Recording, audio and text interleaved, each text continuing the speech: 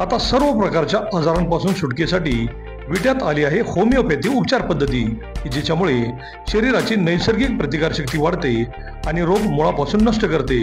शरीराला कोणताही त्रास न होता आजारावर मात करण्यासाठी होमिओपॅथी उपचार पद्धती आजच सुरू करा। लठ्ठपणा, पोटाचे विकार, सांधेदुखी, स्त्रियांचे आजार, त्वचारोग, पुरुषांचे आजार, थायरॉइड, मूळव्याध, मानसिक आजार, केस गळणे, श्वसनाचे त्रास व लहान मुलांचे आजार यावर मात करण्यासाठी आता सांगली, पुणे, मुंबईला जाण्याची गरज नाही। आजच भेट द्या डॉक्टर शुभम मोरे यांचे वेदा होमिओपॅथी क्लिनिकला। आमचा पत्ता डॉक्टर शुभम एस मोरे, जिवाळा बिल्डिंग, तळमजला, गाळा नंबर 1, खानापूर रोड, विटा, तालुका खानापूर, जिल्हा सांगली। संपर्क 95 61 65 18 19 82 089 15 813। जुना वासुंबी रोडवरील हे आहे अशोक बोराटे यांचं घर। याच ठिकाणी काल सकाळी 10:30 ते 11च्या दरम्यान 2 भामटे मोटरसायकलवरून आले आणि घरी कोणी नाही हे पाहून त्यांच्या वडिलांच्या हातातील अंगठी काढण्याचा त्यांनी प्रयत्न केला। यांच्या घरातील हे सगळेजण एका विवाह समारंभासाठी बाहेरगावी गेले होते आणि त्याचा गैरफायदा घेऊन हे भामटे मोटरसायकलवरून इथं आले आणि त्यांनी त्यांचे वडील इथं बसले होते, त्यांच्याशी गप्पा गोष्टी करत गोड गोड बोलत त्यांच्या हातातून अंगठी काढण्याचा प्रयत्न केला। दुर्दैव म्हणजे सुदैवाने अंगठी काही निघाली नाही, परंतु सकाळी 10:30ला ही घटना घडली आणि संपूर्ण विट्यामध्ये खळबळ उडाली। त्यानंतर पोलीस स्टेशनमध्ये याच 2 भामट्यांना म्हणजे CCTV दिसणारे हेच 2 भामटे मोटरसायकलवरून दुसऱ्या एका ठिकाणी गेले आणि त्यांनी तिथं चोरी केली। असा हा भयानक प्रसंग जर विट्या शहरामध्ये दिवसाढवळ्या घडत असेल तर मात्र आता नागरिकांनीच प्रचंड सतर्क राहण्याची वेळ आलेली आहे आणि या गोष्टीचा विचार त्यांना करावा लागणार आहे। आपल्यासोबत अशोक बोराटे आहेत, आपण त्यांची चर्चा करूया। नेमकं काय घडलं, काय झालं काल? सोमवारी सकाळी मी आणि माझी मिसेस दहिवडीला मिसेसच्या मामाच्या मुलाच्या लग्नानिमित्त आम्ही बाहेरगावी गेलो होतो। वडिलांना सकाळी सवय आहे की रोज सकाळी 9 वाजले ते 11:30पर्यंत दरवाजात खुर्ची टाकून बसायचं। तर CCTVच्या कॅमेऱ्यामध्ये आमच्या निदर्शनास आलं की ते 2 भामटे वडिलांच्यापर्यंत आले। एक जण गाडीवरून उतरलाच नाही, एक वडिलांच्याजवळ स्टूलवर बसला।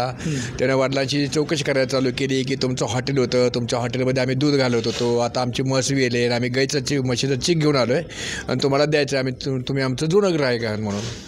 मग शेजारी बाजूला एक व्यक्ती दीपक मेत्रे म्हणून ते आले, त्यांनी सगळी गोष्टी बघितली तर ते म्हणजे थांबा मी तुम्हाला पातेला आणून देतो। मग ते पातेला आत आणायला गेले असताना त्यांच्या निदर्शन आलं की हे काहीतरी वेगळं दिसतं। त्यांनी दोन्ही दरवाजांना बाहेरून कडी लावली आणि ते त्यांच्या मुलांना शाळेत सोडण्यासाठी निघून गेले। तेव्हा त्यांना सांगितलं त्या मित्रानं माझ्या की ठीक आहे, तुमची किटली दुधाची आणलेली म्हशी तुम्ही चीक आणला तो द्या, आमच्या किटली पातेल्यामध्ये ओतून घेतो, त्यांना आम्ही गरम करून देतो।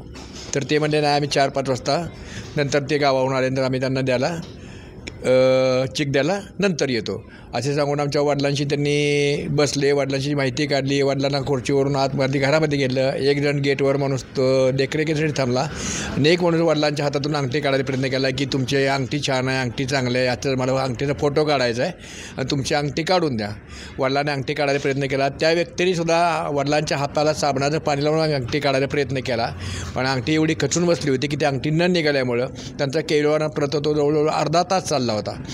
अर्ध्या तासानंतर आमच्या वडिलांच्या काही लक्षात आलं नाही, त्यांनी पाण्याचा बहाणा केला, पाणी मागायचा आणि घरात शिरायचा। वडिलांनी आमच्या शेजारीला वर्षा म्हणून एक आहे तिला हाक मारली, मग तिनं त्यांना आणून पाणी दिलं। पाणी पिल्यानंतर त्यांच्या लक्षात आलं की आता ही लवकर इथून जाणार नाहीत, नंतर मग त्यांनी काढता पाय घेतला निघून गेले। बघा, आपण यांनी सांगितलेल्या घटनेवरून असं लक्षात येतं की दिवसाढवळ्या चेहराही न बांधता हे दोघंजण मोटरसायकलवरून इथं आले। त्यांनी ते वडिलांच्या हातातून अंगठी काढण्याचा प्रयत्न केला आणि त्यांनी हे अगोदर जाणलं होतं की या घरामध्ये दुसरं कोण नाही आहे, त्यामुळं आपणही आता दिवसाढवळ्या असा प्रकार घडत असल्याने संपूर्ण विटेकर आणि परिसरातील नागरिकांनी प्रचंड सतर्क राहण्याची गरज आहे। वृद्ध व्यक्ती असतील तर त्यांना एकटे सोडून जाऊ नका किंवा त्यांच्या अंगावरती सोन्याचे दागिने ठेवणं आता प्रचंड धोक्याचं झालेलं आहे। लग्न समारंभासाठी हे गेले असताना ही घटना घडली, त्यामुळं आपणही घरातून बाहेर पडताना सगळ्या गोष्टींचा विचार करा। आम्ही काल विटा पोलीस स्टेशनमध्ये यांनी तक्रार दिल्यानंतर PI धनंजय फडतरे साहेबांशी जी संपर्क साधला असता त्यांनी सांगितलं की या भामट्यांना आम्ही लवकरच शोधून काढू आणि पुन्हा असे प्रकार घडणार नाहीत याची दक्षता घेऊ. तर प्रत्येकानं या गोष्टीमध्ये सतर्क राहा. अभिजित शिंदे, प्राईम न्यूज, विटा.